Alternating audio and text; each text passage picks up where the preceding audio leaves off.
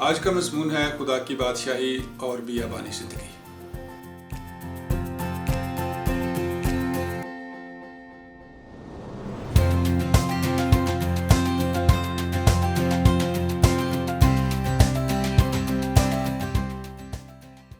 عزیز ناظرین، کتاب مقدس کی تعلیمات پر مبنی پروگرام بھرپور زندگی میں آپ کو خوش آمدید کہتے ہیں۔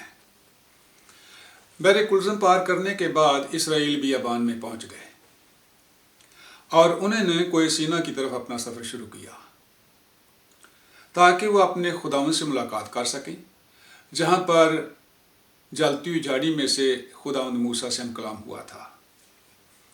بیابانی سفر میں ان کو کافی مشکلات درپیش تھیں، لیکن خداوند معجزانہ طور پر ان کی مدد کرتا تھا اور ان کو تسلی دیتا تھا۔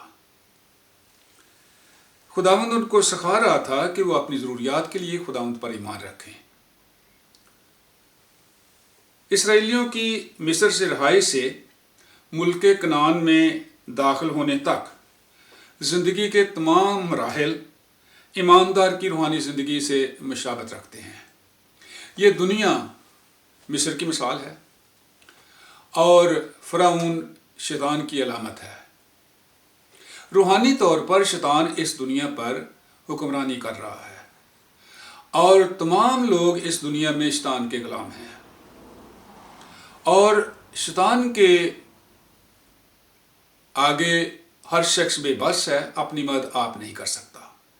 لیکن اگر کوئی شخص خداوند کو مدد کے لیے پکارتا ہے تو خداوند اس پر رحم کرتا ہے اور اس کی مدد کر کے اس کو ابلیس سے رہائی دیتا ہے۔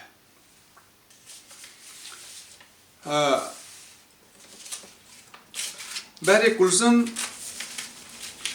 کا پار کرنا موسیٰ کا بپتسمہ کہلاتا ہے، اور اسرائیلی بحر کلزم پار کر کے فرعون کی پہنچ سے باہر ہو گئے تھے۔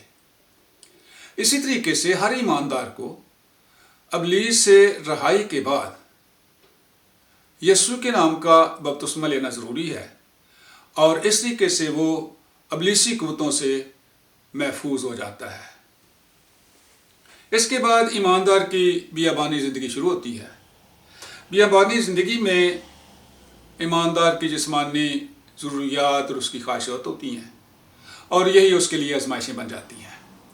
لیکن خداوند ایماندار کے ساتھ ہوتا ہے، وہ اس کی دعا کو سنتا ہے، اس کی مدد کرتا ہے، اور اس بیابانی زندگی میں خداوند اس کو سکھاتا ہے کہ اپنی ضروریات کے لیے وہ خداوند پر بھروسہ رکھے، اور اپنی ہر مشکل مصیبت کے لیے وہ خداوند سے دعا کرے اور خداوند پر ایمان رکھے۔ دریائے یردن ایماندار کے لیے موت کی علامت ہے، اور دریائے یردن پار کرنے کے بعد ملک کنعان آتا ہے، اور ملک کنعان آسمان کی علامت ہے۔ یعنی ہر ایماندار جب دریائے یردن پار کرتا ہے، یعنی موت کا دریا پار کرنے کے بعد، وہ اپنے آسمانی گھر میں پہنچ جاتا ہے۔ اسرائیلیوں نے کوہ سینا پر پہنچ کر اپنے خداوند کی شکر گزاری کی، اور خداوند نے ان کو کہا کہ تم نے دیکھا کہ میں نے مصر میں کیا کیا کیا، اور تم کو گویا عقاب کے پروں پر بٹھا کر اپنے پاس لے آیا ہوں۔ کوہ سینا پر خداوند نے اسرائیلیوں کے ساتھ دو اہم کام کیے۔ نمبر ایک، خداوند نے ان کو شریعت دی۔ مصر سے رہائی کے بعد پہلے ہی خداوند اسرائیلیوں کو اپنے خاص لوگ بنا چکا تھا، لیکن اب خداوند نے اسرائیلیوں کو شریعت عطا کی تاکہ شریعت کے وسیلہ سے خداوند پر حکمرانی کرے اور ان کو برکت دے۔ اور دوسری بات، خداوند نے خیمہ اجتماع کہا کہ کھڑا کر دو۔ خیمہ اجتماع خدا کی حضوری کی علامت تھی۔ اس کا مطلب تھا کہ خدا اپنے لوگوں کے درمیان رہتا ہے۔ اب شریعت مل گئی، خیمہ اجتماع کھڑا ہو گیا، اور خدا اپنے لوگوں کے درمیان رہتا تھا، خدا ان پر حکمرانی کرتا اور ان کو برکت دیتا تھا۔ لیکن یہ ایک ایسی قوم تھی جن کے پاس اپنا ملک نہیں تھا۔ خداوند نے ابراہیم سے وعدہ کیا تھا کہ وہ تیری نسل کو ملک کنعان عطا کرے گا۔ اب اسرائیلی ملک کنعان کی طرف سفر کرنے کے لیے بالکل تیار تھے۔ وہ مصر سے ایک بھیڑ کی مانند نکلے تھے، لیکن اب وہ ایک مضبوط اور منظم فوج بن چکے تھے، اور بادل کے ستون میں खुदावंद उनके आगे आगे चलता था। उम्मीद की जाती थी कि चंद महीनों में वो अपनी मंजिल पर पहुंच जाएंगे और मुल्क कनान पर कब्जा कर लेंगे, लेकिन जल्द ही उन्होंने मूसा के खिलाफ शिकायत करनी शुरू कर दी और फिर खाने पीने की वजह से वो बुड़बुड़ाने लगे। इसके अलावा जब जसूस कनान की जसूसी करके वापस आए और उन्होंने मूसा को रिपोर्ट पेश की तो इससे लोग मायूस हो गए और घबरा गए।